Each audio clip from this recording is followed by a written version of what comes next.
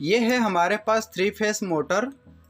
मैं तो आपको बता दिया कि ये 3 फेस मोटर है, लेकिन अगर सिंगल फेस में भी हमारा मोटर ऐसे ही आती है, कभी कभी तीनों एक ही कलर में आती है, तो हम क्या करते हैं कि मल्टीमीटर से हमें पहचानना पड़ता है कि इसको कंटिन्यूटी पे सेट करते हैं और इसको देखते हैं कि 3 फेस मोटर में और हमारा सिंगल फेस मोटर में कैसे डिफरेंस आता है और कैसे हम चेक कर पाएंगे कि हमारा 3 फेस मोटर थी या सिंगल फेस मोटर है। क्योंकि जैसे मान लीजिए कि ये हमारे पास सीलिंग फैन है, तो इसको भी हम चेक करके दिखाएंगे। जैसे कि हमारे पास सिंगल फेस में है और ये 3 फेस में है, तो दोनों में डिफरेंस क्या है और डिफरेंस है तो कैसे है, इसका वाइंडिंग बना करके है और आपको समझाएंगे कि इसमें कैसे डिफरेंस होता है और हम कैसे पहचानेंगे। तो सबसे पहले हम क्या करेंगे कि 3 कॉइल बना लेते हैं ताकि आपको समझने में आसानी रहेगा। पे 3 कॉइल को ड्रॉ कर लेता हूँ। ठीक है फ्रेंड्स, ये हमारा 3 वायर है और ये 3 कॉइल है, लेकिन इसको हमें स्टार में मिला हुआ है। ये डेल्टा में भी हो सकती है, स्टार में भी हो सकती है। तो डेल्टा को हम वहाँ पे यूज करते हैं जहाँ पर थोड़ा सा लोड का रिक्वायर्ड होती है, जहाँ हैवी लोड होता है, और जहाँ स्टार यूज करते हैं वहाँ पे थोड़ा कम लोड रहता है, इसलिए हम स्टार में यूज करते हैं। लेकिन स्टार में इसको चलानी है या डेल्टा में चलानी है। ठीक है फ्रेंड्स, तो ये अंदर से तो वाइंडिंग होके आई है, ये स्टार कनेक्शन है। तो स्टार कनेक्शन में हम कैसे चेक करेंगे, तो सबसे पहले आप देखिए इस ड्राइंग में हम आपको समझाने का कोशिश करता हूँ कि ये तीनों वायर को शॉर्ट कर देते हैं, तो ये हमारी स्टार कनेक्शन कहलाती है। तो इन तीनों को शॉर्ट करने से हम शॉर्ट क्यों करते हैं, क्योंकि स्टार में हमें हर कॉइल को 220 वोल्टेज जानी चाहिए। अगर ये डेल्टा में होता तो हर कॉइल को हमारा 440 वोल्टेज जाता है, यानी कि जितना आपके पास वोल्टेज होता उतना वोल्टेज जाएगा। लेकिन स्टार में एक कॉइल को हमारा 220 मिलेगा, जिससे आपका वोल्टेज रहेगी। तो 220 कैसे मिलेगा हम आपको बता रहे हैं। जैसे मान लीजिए कि यहाँ पे हम आर फेस दे दिया और यहाँ पे वाई दे दिया और यहाँ पे ब्लू फेस दे दिया, 3 फेस दे दिया।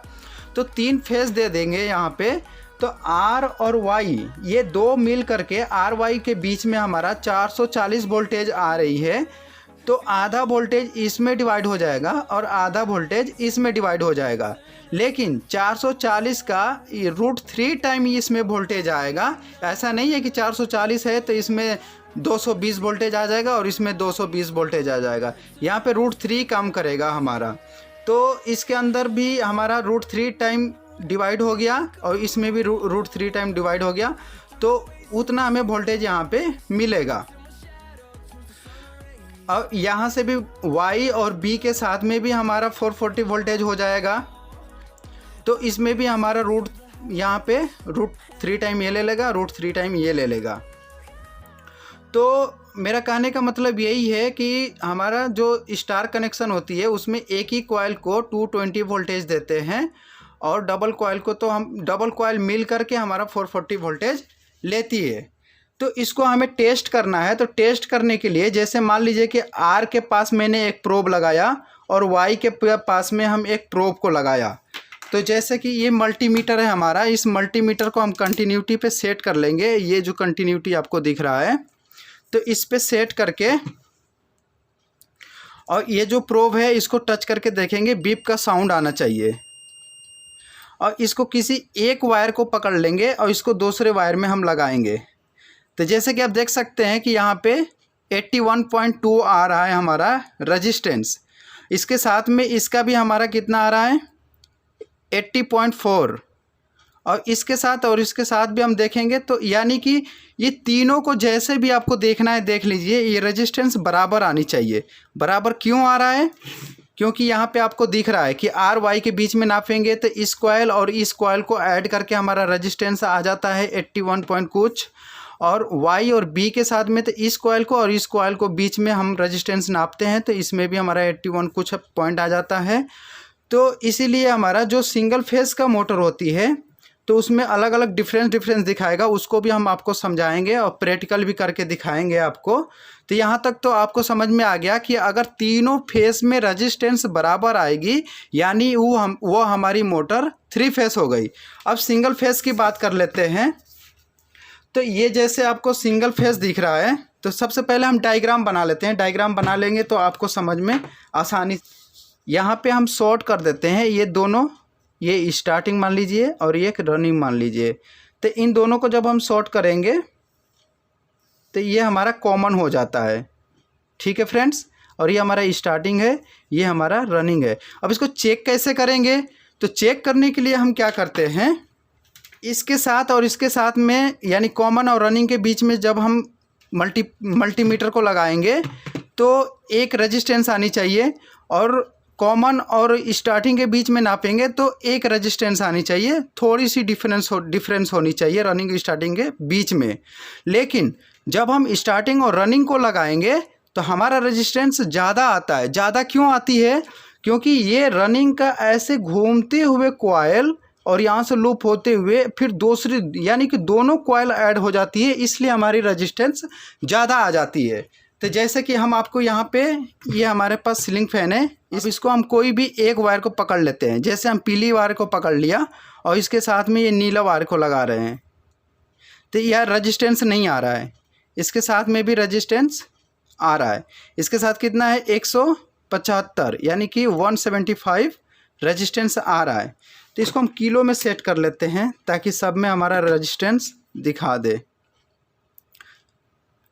तो ये नीला वाला के साथ में हमारा 390 आ रहा है। 390 ये किलो में है इसलिए मैं 390 बोल रहा हूँ। तो 390 रेजिस्टेंस आ रहा है, और ये हमारा रेड वाला में 180 आ रहा है। तो जिसके साथ में हमारा ज़्यादा रेजिस्टेंस आता है, दो प्रोब लगाने पे जिसके साथ में हमारा ज़्यादा रेजिस्टेंस आती है वो हमारा रनिंग और स्टार्टिंग हो जाती है। ओके फ्रेंड्स, और जो तीसरा वायर बच जाता है ये हमारा कॉमन हो जाती है। तो कॉमन के साथ में जब हम लगाएंगे इन सबको, जैसे पीला वाला में लगाया तो 180 आ रहा है, 180 ओम। नीला वाला में लगा रहा हूँ तो 230 के, यानी कि इसमें ज़्यादा रेजिस्टेंस आ रहा है। ज़्यादा रेजिस्टेंस आने का मतलब ये हमारा रनिंग हो जाएगा और ये हमारा स्टार्टिंग हो जाएगा। स्टार्टिंग में थोड़ा सा कॉइल जो होती है वो थोड़ा सा थिकनेस मोटा होती है, इसलिए रेजिस्टेंस इसका कम आता है। क्योंकि स्टार्टिंग में ज़्यादा करंट झेलना पड़ता है इसलिए यहाँ पे रेजिस्टेंस कम आ रहा है। जहाँ रेजिस्टेंस कम रहेगा वहाँ पे हमारा करंट का फ्लो ज़्यादा होता है। तो आई होप कि इतना तो आपको समझ में आ गया होगा। इतना चेक करने के बाद हम क्या करेंगे कि जब हमें कैपेसिटर लगाना है तो कैपेसिटर लगाने के लिए क्या करेंगे कि इन दोनों के बीच में हम कैपेसिटर लगा लेंगे और ये हमारा कॉमन हो जाएगा। तो कॉमन हो जाएगा तो इसको हम न्यूट्रल दे देंगे और यहाँ से जो हमारा स्टार्टिंग है इसको हम फेस दे देंगे, और रनिंग में ये कैपेसिटर लगा रहेगा, इसको हम खाली छोड़ देंगे। आई होप कि आपको समझ में आ गया होगा। जैसे कि इसमें हम दिखा रहे हैं सीलिंग फैन में रनिंग और स्टार्टिंग में मैंने कैपेसिटर लगा दिया और इसको हम न्यूट्रल दे देंगे, और जिसमें हमारा रेजिस्टेंस कम आ रहा था उसमें मैं फेस लगा दूंगा। आई होप कि आपको ये छोटी सी वीडियो पसंद आई है। अगर पसंद आई है तो चैनल को सब्सक्राइब कर दीजिए और लाइक कर दीजिए। Thank you for watching video.